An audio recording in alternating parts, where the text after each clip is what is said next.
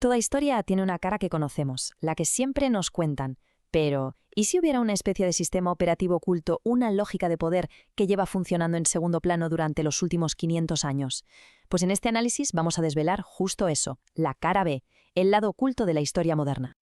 A ver, el relato que todos tenemos en la cabeza es el de la modernidad.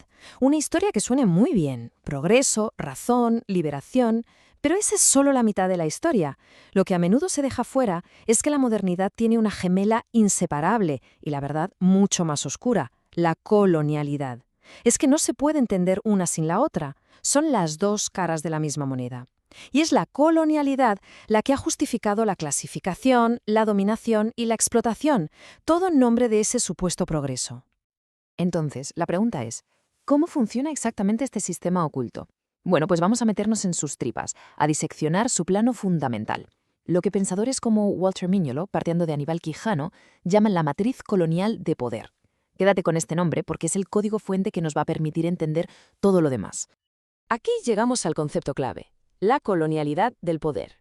Y ojo, es muy importante entender que esto no es lo mismo que el colonialismo histórico, el de la administración de colonias. No, esto es una lógica de poder que sobrevive, que sigue activa mucho después. Es, como dice la definición, un dispositivo, una especie de máquina, que no para de producir y reproducir la diferencia colonial. ¿Y cómo lo hace? Pues muy sencillo, clasificando a la gente, definiéndola no por lo que es, sino por lo que supuestamente le falta. Y así, claro, se crea una jerarquía que hace que el dominio parezca algo natural, algo legítimo. Ahora, la pregunta es, ¿por qué esta matriz es tan sumamente poderosa? Pues porque no se basa solo en la fuerza militar o en el dinero. Es un poder epistémico.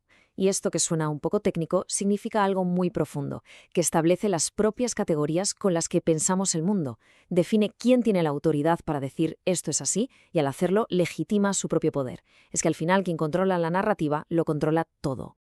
Para que todo esto no suene a pura teoría, vamos a viajar un momento a sus orígenes.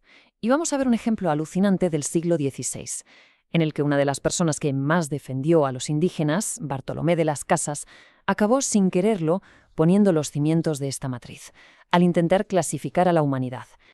La primera categoría que establece son los bárbaros, definidos por sus carencias, es decir, aquellos que simplemente no han tenido la oportunidad de conocer la verdadera religión.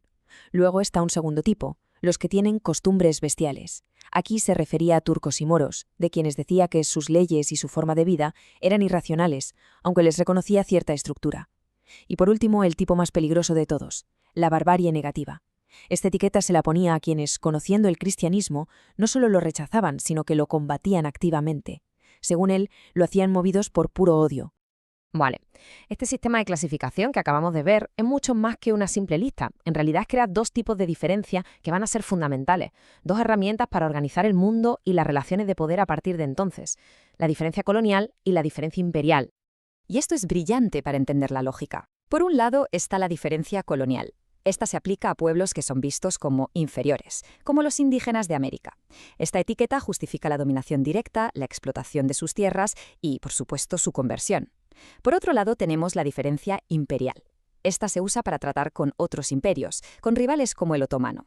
Se reconoce que tienen poder, que no se les puede dominar así como así, pero se les marca como otros, como distintos en sus costumbres y su religión, para dejar clara la superioridad propia.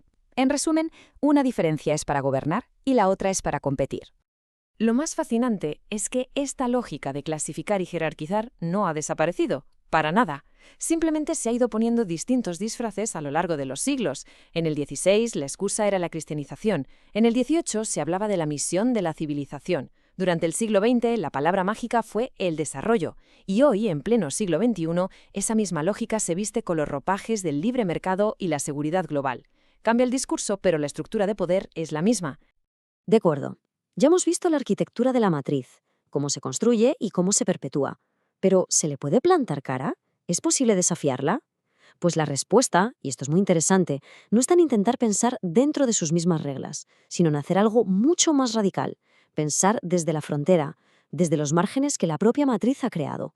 La pregunta entonces es evidente, ¿no? Si este sistema es tan potente que llega a definir la propia realidad, ¿cómo narices se le puede hacer frente?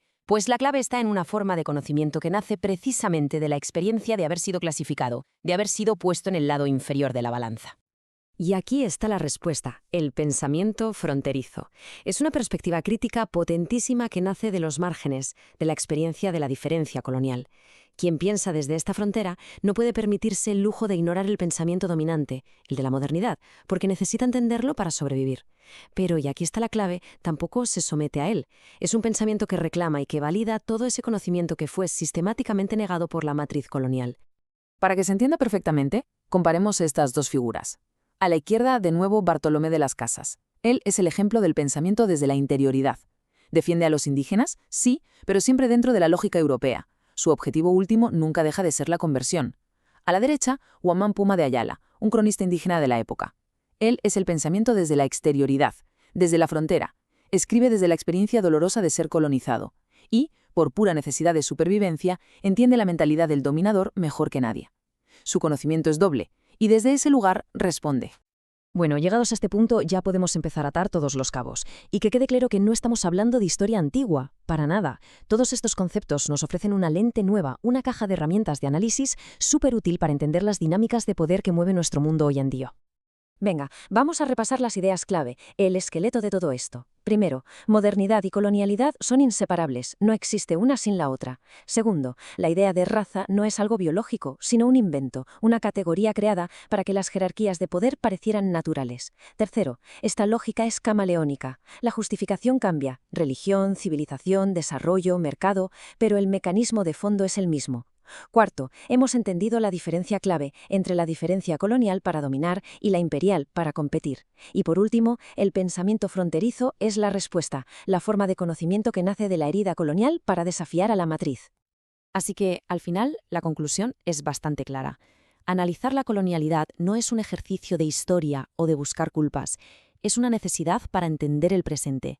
Es como aprender a ver el código que corre por debajo de la pantalla, descifrar la lógica invisible que todavía hoy sigue organizando muchas de las desigualdades y jerarquías del mundo. Es, en definitiva, ser capaces de ver el lado oculto del poder.